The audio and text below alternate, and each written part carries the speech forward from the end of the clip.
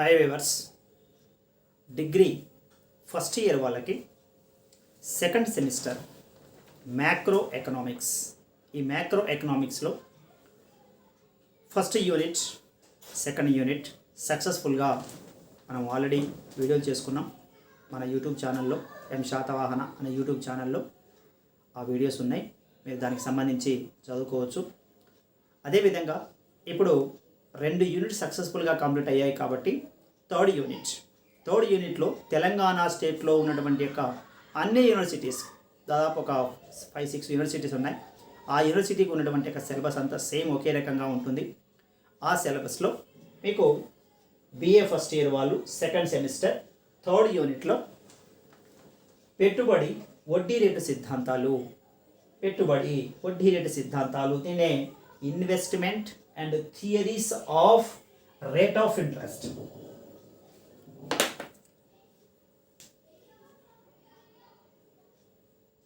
Theories of rate of interest సరిగా రావట్లేదు. So ఇది మనకు థర్డ్ యూనిట్లో ఉన్నటువంటి టాపిక్, యూనిట్.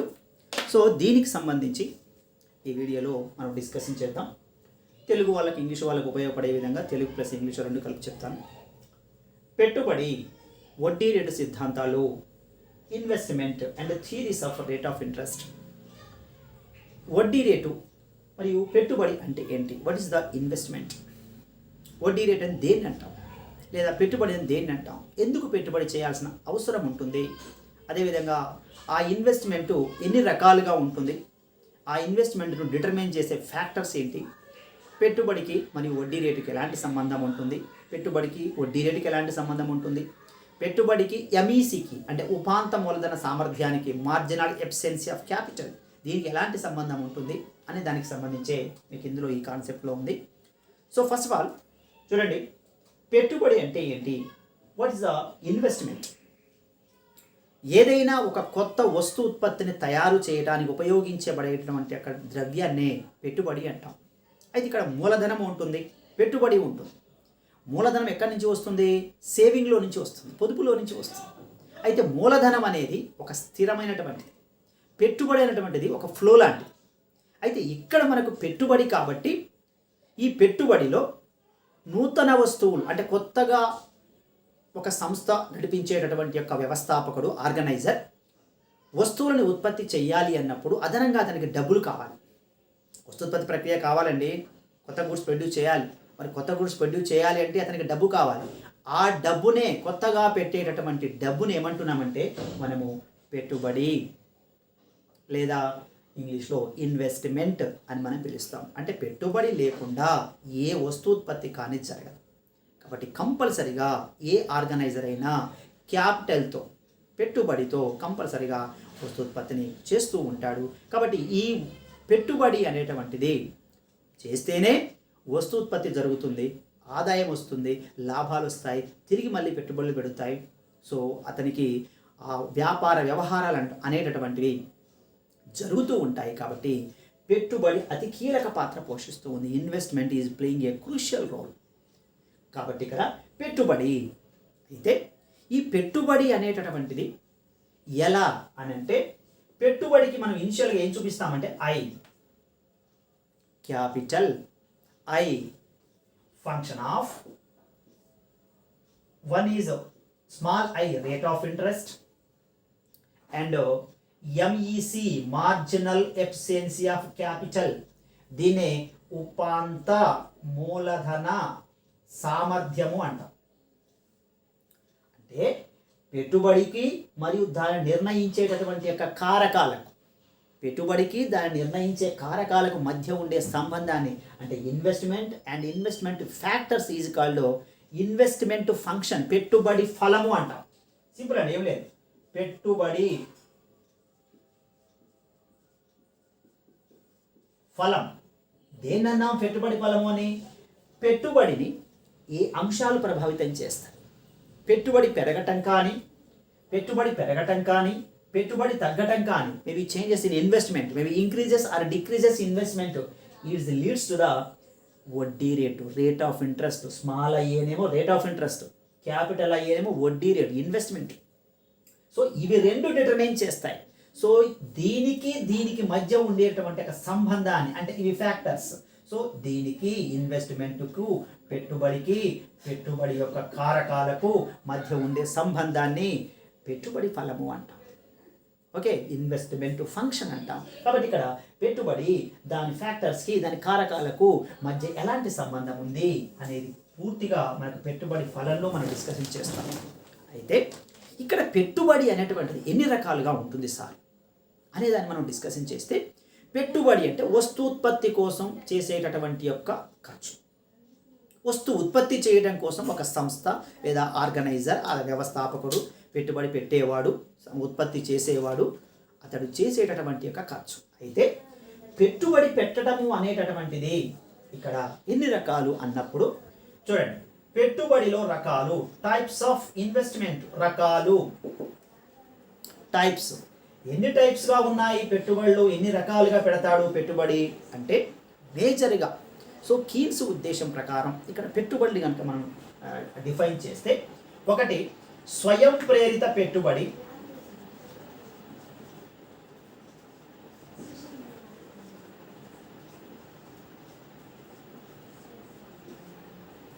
సింపుల్ అండి, స్వయం ప్రేరిత పెట్టుబడి ఒకటి. రెండవది ప్రేరిత పెట్టుబడి. స్వయం ప్రేరిత పెట్టుబడి, ప్రేరిత పెట్టుబడి, స్థూల పెట్టుబడి,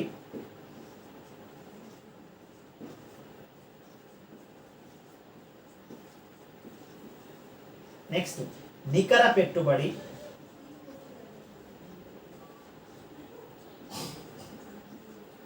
స్థూల పెట్టుబడి, నికర పెట్టుబడి, తర్వాత ఎక్స్ యాంటీ,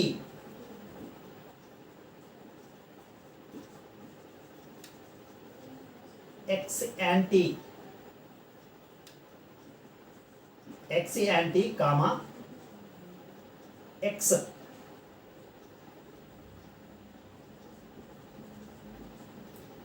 పోస్ట్ పెట్టుబడి. చూడండి సింపుల్, స్వయం ప్రేరిత పెట్టుబడి, 2 ప్రేరిత పెట్టుబడి, 3 స్థూల పెట్టుబడి, 4 నికర పెట్టుబడి, నెక్స్ట్ ఎక్స్ యాంటీ పెట్టుబడి, లేదా ఎక్స్ పోస్ట్ పెట్టుబడి అని కొన్ని రకాలుగా దీన్ని డిఫైన్ చేసుకోవడానికి, అంటే టైప్స్ ఆఫ్ ఇన్వెస్ట్మెంట్లో మనం రకాలు చెప్పుకోవడానికి పాసిబిలిటీ ఉంటుంది. అంటే కొన్ని మేజర్గా కొన్ని ఉన్నాయి, ఇంకా కొన్ని కూడా అడిషనల్గా మనం డిస్కషన్ చేసుకుంటున్నాం వాటి గురించి. సో ఇందులో స్వయం ప్రేరిత పెట్టుబడి, దీని అటానమస్ ఇన్వెస్ట్మెంట్ అంటాం.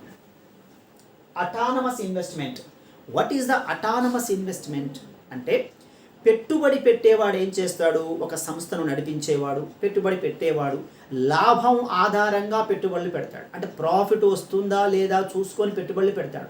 అలా లాభం వస్తుందా లేదా చూసుకొని పెట్టుబడి పెట్టేదాన్ని ఏమంటామంటే పెట్టుబడి అంటాం జనరల్గా. అయితే ఇక్కడ పెట్టుబడి ఎలా జరుగుతుంది అంటే స్వయం ప్రేరిత అటానమస్ ఇన్వెస్ట్మెంట్. అటానమస్ ఇన్వెస్ట్మెంట్ అంటే ఏంటి, లాభంతో సంబంధం లేదు, ప్రాఫిట్తో సంబంధం లేదు, సంబంధం లేకుండా కేవలం దీర్ఘకాలికంగా లాంగ్ టర్మ్ దృష్టిలో పెట్టుకొని లాంగ్ టర్మ్లో బెనిఫిట్స్ పొందాలి అనేటువంటి ఒక ఉద్దేశంతో ఇప్పుడు ఖర్చును భరిస్తూ దీర్ఘకాలంలో లాంగ్ రన్లో లాభాలు పొందాలనే ఉద్దేశంతో పెట్టుబడి చేసినట్లయితే దాన్ని స్వయం ప్రేరిత పెట్టుబడి, దీన్ని అటానమస్ ఇన్వెస్ట్మెంట్ అంటారు. మళ్ళీ ఒకసారి, స్వయం ప్రేరిత అంటే సపోజ్ ఏ ఆర్గనైజర్ అయినా ఏ సంస్థ అయినా కూడా లాభాలు రావాలని పెట్టుబడి పెడతాయి. కానీ ఇక్కడ లాభాలతో సంబంధం లేదు. లాభాలతో సంబంధం అంటే లాభాలు రావద్దని కాదు, ఇప్పుడు లాభాలు ప్రస్తుతం అవసరం లేదు, దీర్ఘకాలంలో దాని నుంచి ప్రతిఫలాలు పొందుతాం. కానీ ఇప్పుడు మాత్రం పెట్టుబడి దీర్ఘకాలంలో పెట్టుబడులు పెడతాం, లాంగ్ రన్లో పెట్టుబడులు పెడతాం. లాంగ్ రన్లో పెట్టుబడి పెడితే లాంగ్ రన్లో దాని నుంచి ప్రతిఫలాలు వస్తాయి, దాని నుంచి బెనిఫిట్స్ వస్తాయి. అలా మనము ఏదైనా ఒక సంస్థ దీర్ఘకాలాన్ని దృష్టిలో పెట్టుకొని పెట్టుబడులు పెడితే దాన్ని అటానమస్ ఇన్వెస్ట్మెంట్ అంటారు. ఎగ్జాంపుల్, ఓ ప్రాజెక్టు కట్టారు, ప్రాజెక్ట్ ఇప్పుడు కట్టగానే నెక్స్ట్ ఇయర్ నుంచి ప్రాఫిట్స్ రావు, ఆదాయం రాదు. అది కొన్ని సంవత్సరాల పాటు నిర్మాణం జరుగుతుంది. అవస్థాపన సౌకర్యాలు ఉన్నాయి, ఇన్ఫ్రాస్ట్రక్చర్ డెవలప్మెంట్ ఉంటుంది, రోడ్డు ఉంది, తర్వాత డిఫెన్స్ ఉంది. ఇలాంటివన్నీ దీర్ఘకాలికంగా లాంగ్ రన్లో బెనిఫిట్స్ ఇస్తాయి. ఇప్పుడు బెనిఫిట్స్ రావు. అంటే నువ్వు ఎంత పెట్టుబడి పెడుతున్నా కూడా లాభంతో సంబంధం లేదు. లాభాన్ని మనం ఎక్స్పెక్ట్ చేయలేము. ఎలా చూడండి, దానికి ఒక గ్రాఫ్ గీసి చూపిస్తాను నేను. పెట్టుబడితో సంబంధం లేదు. ఇన్వెస్ట్మెంట్, ఇక్కడ ఇన్వెస్ట్మెంట్ పెట్టుబడి, ఇన్వెస్ట్మెంట్ ఇక్కడ ఇన్కమ్. ఓకే, సో పెట్టుబడి ఎంత పెట్టినా లాభాలు అనేవి రావు. లాభాలతో సంబంధం లేదు, కానీ పెట్టుబడి పెరుగుతూనే ఉంటుంది. పెట్టుబడి అనేది పెరుగుతూనే ఉంటుంది. లాభ నష్టంతో సంబంధం లేకుండా దీర్ఘకాలంలో పెట్టుబడి పెడితే దాన్ని స్వయం ప్రేరిత, దీన్ని అటానమస్ ఇన్వెస్ట్మెంట్ అంట. Okay, simple. ఒకటి. రెండవది ప్రేరిత పెట్టుబడి. ప్రేరిత పెట్టుబడి అంటే ఒక సంస్థ యొక్క వ్యవస్థాపకుడు లేదా ఆర్గనైజర్, ఎంటర్ప్రెన్యూర్ లాభం ఉద్దేశంతో పెట్టుబడులు పెడితే దాన్ని ప్రేరిత, ఇండ్యూస్డ్ ఇన్వెస్ట్మెంట్ అంట. అటానమస్ ఇన్వెస్ట్మెంట్, ఇండ్యూస్డ్ ఇన్వెస్ట్మెంట్ అంటే లాభం పెరుగుతుంటే పెట్టుబడి పెంచుతాడు, లాభాన్ని తగ్గుతుంటే పెట్టుబడిని తగ్గిస్తాడు. అంటే లాభాన్ని ఆధారంగా చేసుకొని పెట్టుబడులు పెడితే దాన్ని ప్రేరిత పెట్టుబడి, ఇండ్యూస్డ్ ఇన్వెస్ట్మెంట్ అంటాం. చూడండి, ఇంత ఇన్కమ్ ఉంది, సో ఇన్కమ్ పెరిగింది, పెట్టుబడులు పెరుగుతున్నాయి. ఇంకా ఇన్కమ్ పెరిగింది, పెట్టుబడులు పెరుగుతున్నాయి. అంటే పెట్టుబడి పెట్టేటటువంటిది ఇన్కంలో ఎలాంటి చేంజ్ వస్తుంది? ఎక్కువ ఇన్కమ్ వస్తుంది. ఎక్కువ ఇన్కమ్ వస్తుంది అన్నప్పుడు ఎక్కువ పెట్టుబడులు పెడతాడు. ఇన్కమ్ అంటే లాభమే కదా, ఆ ఇన్కమ్ ఇది లాభం ఎక్కువ వస్తుంది అన్నప్పుడు పెట్టుబడులు ఎక్కువ పెడతాడు. లాభం తగ్గుతుంది అన్నప్పుడు పెట్టుబడులు తక్కువ పెడతాడు. కాబట్టి లాభార్జనతో పెట్టే పెట్టుబడి ఇది స్వల్పకాలంలో, అంటే ఒక సంవత్సరంలో ఎంత పెట్టుబడులు జరుగుతున్నాయి అనే దాన్ని బట్టే ఇక్కడ ప్రాఫిట్ లాస్ను బట్టి పెట్టుబడి పెడితే దాన్ని ప్రేరిత పెట్టుబడి అంటాం.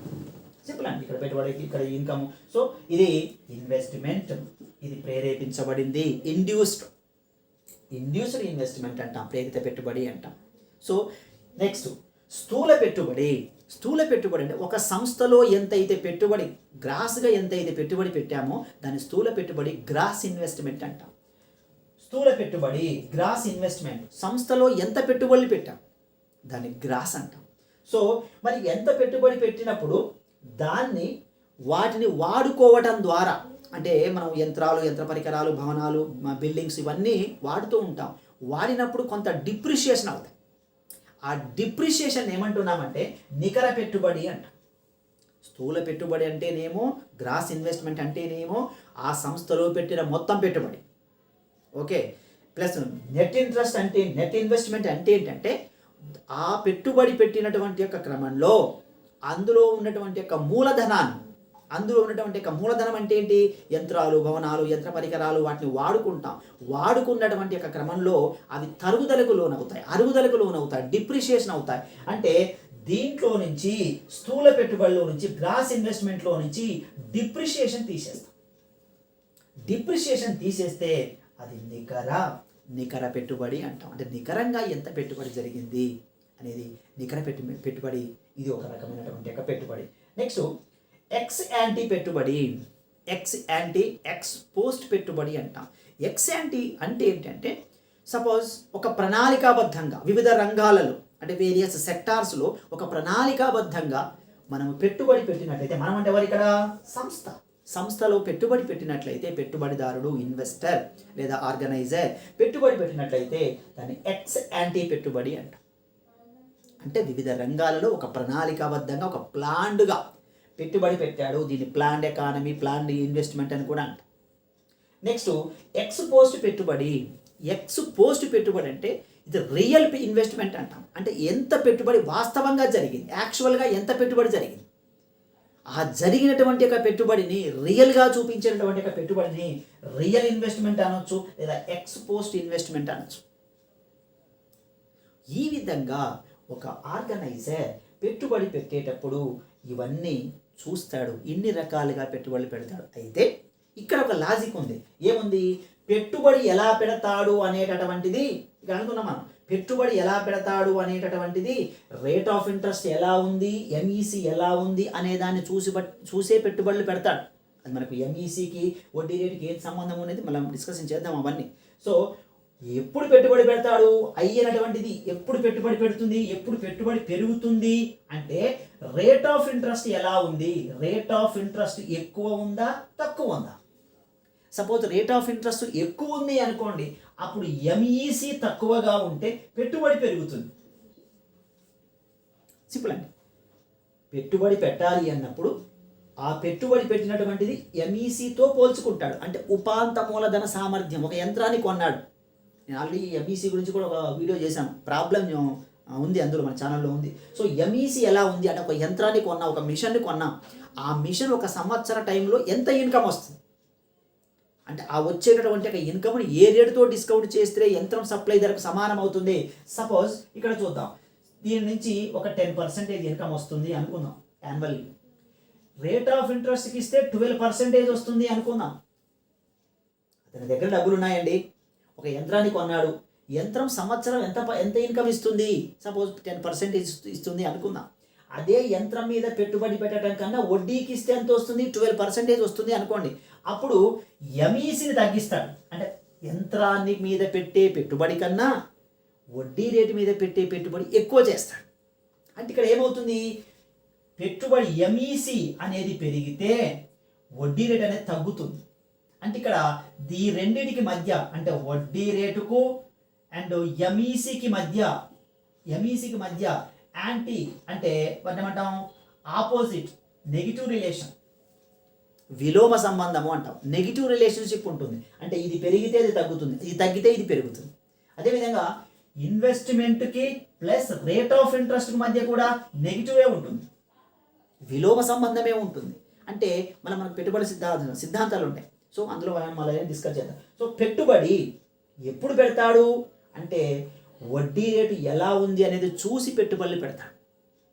వడ్డీ రేటు ఎక్కువగా ఉంది, పెట్టుబడి తగ్గిస్తాడు. వడ్డీ రేటు తక్కువగా ఉంది, పెట్టుబడి పెంచుతాడు. సో ఆ విధంగా అందుకే మనం ఇక్కడ పెట్టుబడి ఫలం రాసుకున్నాం చూడండి. The relationship in between investment factors is called investment function. కాబట్టి ఈ రెండింటి మధ్య ఎలాంటి సంబంధం ఉంది అనే దాన్ని బట్టి పెట్టుబడి అనేటువంటిది నిర్ణయిస్తాడు. సో దాని ప్రకారం నేను ఒక యంత్రాన్ని కొంటున్నాను, దాని నుంచి ఎంత ఇన్కమ్ వస్తుంది, అదే డబ్బుని నేను వడ్డీకి ఇస్తే ఎంత వడ్డీ వస్తుంది అనేది ఆలోచించి పెట్టుబడి అనేటువంటిది